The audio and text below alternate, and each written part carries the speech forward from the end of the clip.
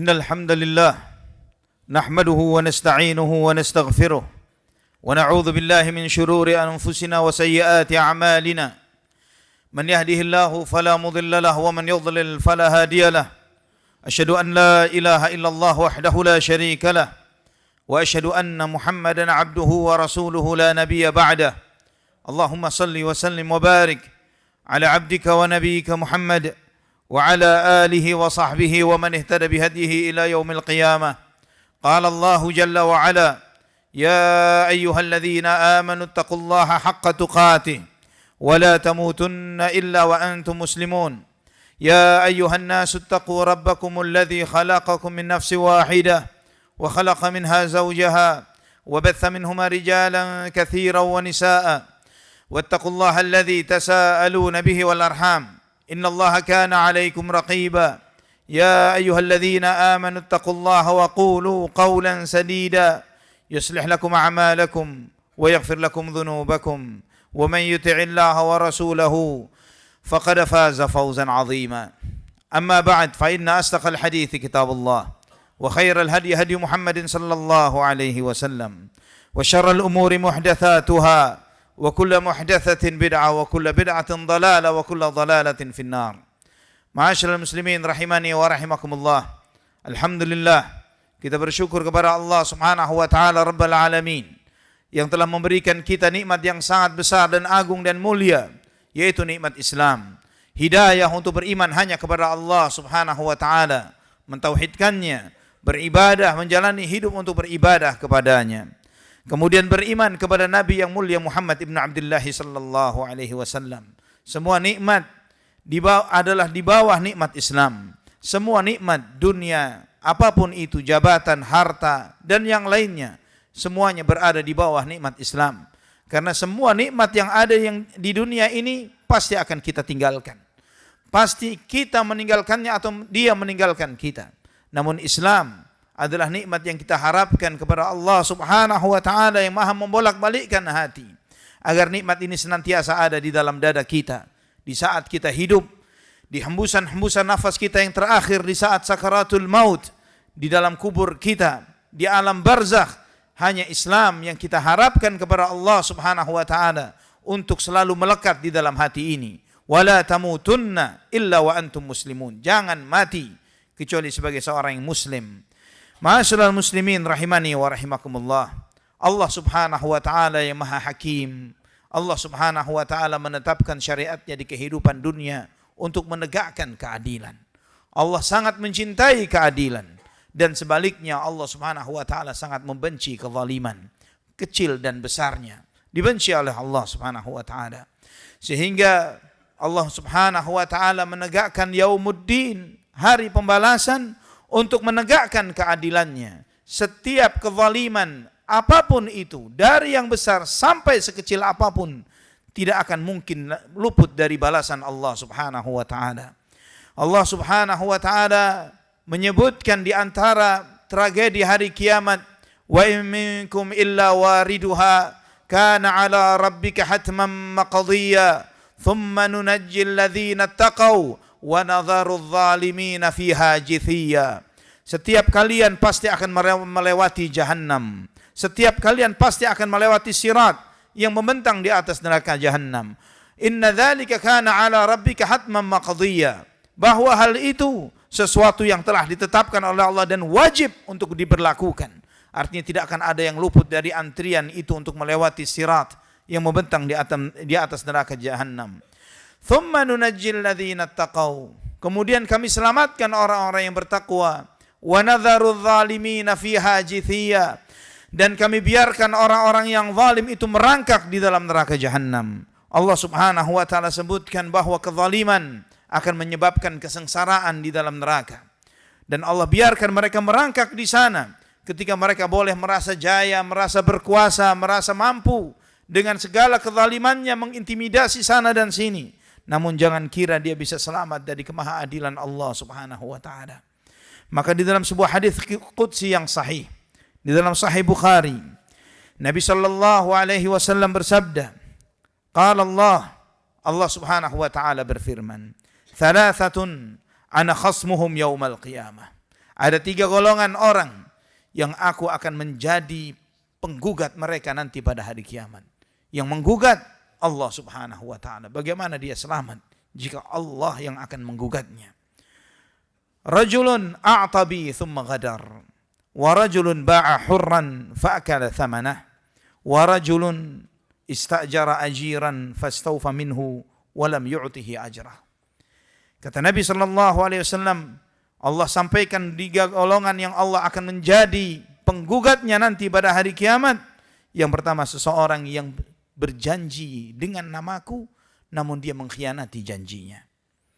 Kemudian yang kedua, seseorang yang memperbudak orang yang merdeka, dan kemudian dia makan hasil jerih payah orang merdeka itu, diperbudak dan dia makan hasilnya. Kemudian yang ketiga, seseorang yang memiliki karyawan, yang bekerja untuk dia, telah memenuhi segala komitmennya, namun dia tidak membayar gaji karyawan itu. 3 orang ini akan digugat langsung oleh Allah subhanahu wa ta'ala.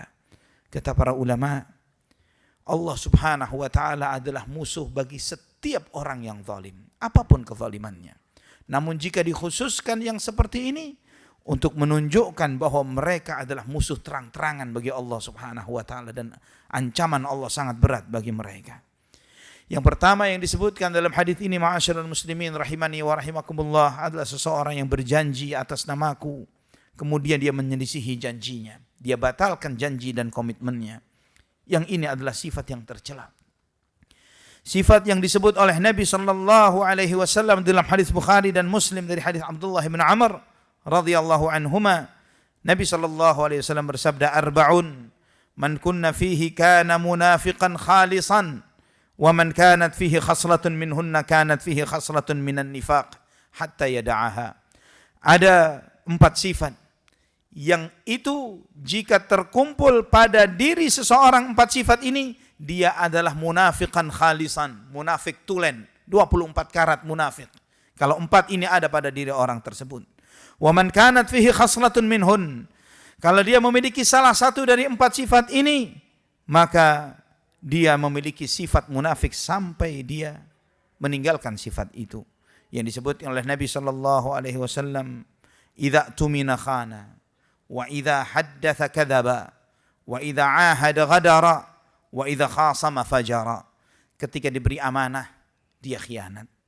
Ketika dia bicara, dia berbohong. Ketika berkomitmen dan janji, dia khianat terhadap komitmen dan janjinya. Wa idza khasama fajara. Ketika dia berselisih, dia bersikap jahat. Ketika dia berselisih dengan seseorang, dia bersikap jahat. Ketika berselisih, dia sengaja mengintimidasi musuhnya sampai sebawah-bawahnya, diinjak jatuh-jatuhnya. Yang seperti ini, 4 sifat ini, sifatnya orang munafik. Ikhwatal iman rahimani wa rahimakumullah. Di antara yang disebutkan di dalam hadis ini, ketika dia berkomitmen dengan suatu janji, dia menyelisihi janjinya. Dan kata ghadara, menyelisihi janji di sini, di dalam istilah, di dalam bahasa Arab selalu diistilahkan terkait dengan orang yang berkomitmen untuk sumpah setia kepada seorang pemimpin dan kemudian dia khianat kepada pemimpinnya. Ini mereka-mereka yang sudah tahu ada pemimpin ulil amr yang Allah ridhai dan dia menjadi pemimpin dalam satu masyarakat dan itu diridhai oleh seluruh masyarakat, kemudian sebagian merasa dirinya tidak puas dan kemudian dia mencoba untuk mengkhianatinya. Dan orang-orang ini, sebagaimana kata Nabi sallallahu alaihi wasallam di dalam hadisnya yang sahih dalam Bukhari dan Muslim, "Idza jama'a Allahul awwalina wal akhirina yaumal qiyamah, yurfa'u likulli ghadirin liwa'an." Ketika Allah mengumpulkan seluruh manusia yang pertama dan yang terakhir, maka bagi mereka-mereka yang berkhianat kepada pemimpinnya akan diberikan kepada mereka sebuah panji yang ditunjukkan kepada mereka sebagai tanda, inilah orang-orang yang khianat kepada pemimpin-pemimpin mereka. Oleh karena itu kita melihat ma'asyiral muslimin rahimani wa rahimakumullah, di dalam Islam Allah memerintahkan kepada kita, ya ayyuhalladzina amanu atii'ullaha wa atii'ur rasula wa ulil amri minkum. Wahai orang-orang yang beriman, taatlah kalian kepada Allah, taatlah kalian kepada Rasulullah SAW dan kepada pemimpin di antara kalian. Walaupun Allah tidak mengulang ketaatan itu ketiga kalinya kepada para pemimpin, namun karena taat kepada pemimpin ini sifatnya adalah sebatas mereka taat kepada Allah dan Rasulnya. Ketika mereka mengkhianati Allah dan Rasulnya, maka tidak boleh taat kepada pemimpin di dalam bermaksiat kepada Allah Subhanahu wa taala. Kemudian yang kedua, seseorang yang memperbudak seorang yang merdeka dan kemudian dia menikmati hasil perbudakan itu. Disebutkan oleh Allah Subhanahu wa taala dalam hadis qudsi ini, karena manusia adalah sama-sama merdeka, sama-sama memiliki hak untuk kemerdekaan hidup ini. Dan Allah berikan dunia ini untuk semuanya. Tidak ada yang dibedakan dari ras tertentu dari ras yang lainnya, warna kulit tertentu dari yang lainnya. Allah Subhanahu wa taala menciptakan manusia ini berwarna-warni, bergolong-golongan, bersuku bangsa, lita'arafu, untuk saling kenal mengenal, untuk saling mengidentifikasi satu dengan yang lainnya, bukan untuk mengintimidasi apalagi memperbudak. Kemudian yang ketiga kata Nabi sallallahu alaihi wasallam, rajulun istajara ajiran fastawfa minhu wa lam yu'tihi ajrah. Allah akan menjadi penggugat orang yang memiliki karyawan, yang karyawan itu telah bekerja dengan baik kepadanya, memenuhi segala komitmennya, namun dia tidak membayarnya. Dan ini kata para ulama sama seperti golongan yang kedua yang memperbudak orang merdeka. Ma'asyiral muslimin rahimani wa rahimakumullah, ketika seseorang berbuat yang seperti ini, padahal dia mampu, dia bukan orang yang kesusahan, dia bisa, namun dia menunda-nunda membayar karyawannya, membayar hak yang orang yang telah bekerja kepadanya. Kata Nabi SAW, matlul ghaniyyi zulmun, penundaan pembayaran dari orang yang mampu membayar kezaliman. Dan ittaqudz zulma fa inna zulma zulumatun yaumal qiyamah. Takutlah kalian kepada kezaliman, karena kezaliman itu akan mendatangkan kekelaman pada hari kiamat. Aqulu qawli hadza fastaghfirullah li wa lakum fastaghfiruhu innahu huwal ghafurur rahim. Alhamdulillah wassalatu wassalamu ala Rasulillah wa ala alihi wa sahbihi wa man walah. Ma'asyiral muslimin rahimani wa rahimakumullah. Di dalam hadis Bukhari dan Muslim dari hadis Abdullah bin Umar radhiyallahu anhuma, Nabi sallallahu alaihi wasallam pernah menceritakan tentang 3 orang yang terjebak di dalam gua. Yang ketika mereka di satu hari di dalam perjalanan ini, mereka berteduh di satu gua dan tiba-tiba ada batu besar yang jatuh dan menutup rapat gua tersebut. Mereka berusaha sedemikian rupa untuk bisa keluar dari gua ini dan mereka tidak berhasil untuk keluar. Maka akhirnya mereka pun satu dengan yang lainnya berbicara, kita tidak akan selamat kecuali dengan pertolongan Allah Subhanahu wa taala. Kecuali kita berdoa, meminta kepada Allah Subhanahu wa taala dan sebutkan amal soleh kalian. Maka masing-masing pun menyebutkan amal solehnya di dalam doa ini. Yang satu karena baktinya kepada kedua orang tuanya, yang satunya lagi karena dia bisa menghindar dari ajakan, dari potensi untuk berbuat maksiat dan zina, dan dia bisa selamat dari itu. Maka perlahan demi perlahan Allah buka pintu gua ini.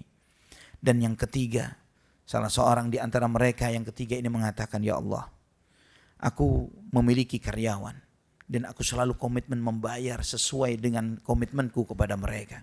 Sebagaimana pesan Nabi SAW, kalau kita melihat dalam syariat Islam, jauh lebih modern daripada ajaran yang diajarkan dari barat. Kalau Nabi SAW mengatakan, bersabda, bayarlah upah karyawanmu sebelum kering keringatnya. Dan sebelum kering keringatnya bukan nunggu akhir bulan. Kalau Nabi SAW dan para sahabatnya menerapkan hadis ini, mereka menerapkan tiap hari mereka bayar. Betul-betul sebelum kering keringatnya mereka selesaikan itu. Karena mereka tidak tahu apakah mereka akan hidup sampai akhir bulan atau tidak. Mereka menyadari akan hal itu, maka mereka menjaga dengan baik hak ini. Jangan sampai mereka menzalimi satu orang yang dampaknya satu keluarga.